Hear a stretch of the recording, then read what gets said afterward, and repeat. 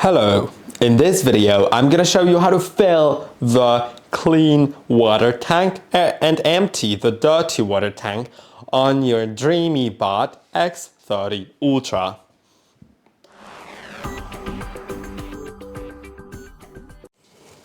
I'm gonna turn the camera a little bit up. I forgot to do that earlier. As you can see right now, at the very top of the charging base there is a lid. When you open the lid, there will be two tanks there. You can take them out. There's one, there's another one.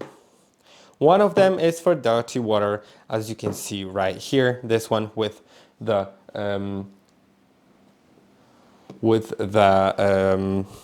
dark plastic.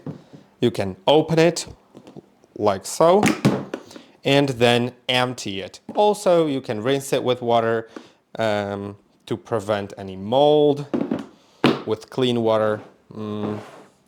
Then to fill in this one, just open it as well and fill it almost all the way in. There's no mark where is the max, but I would say like up until this level at most. Now you can put them back in. The clean one goes on the right side and the dirty one goes on the left side.